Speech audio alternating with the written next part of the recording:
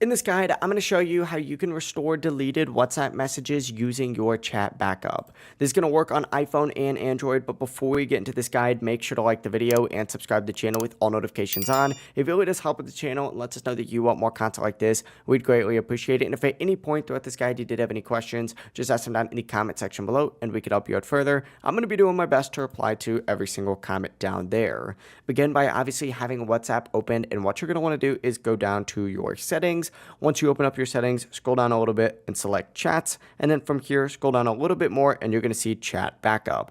Open this up and you're going to see when your last backup was made. You can also press backup now or turn on automatic backups like daily, weekly, or monthly. Just keep in mind, in order for this to work, you are going to have a backup created before the messages were deleted. Otherwise, they will not be restored using this method.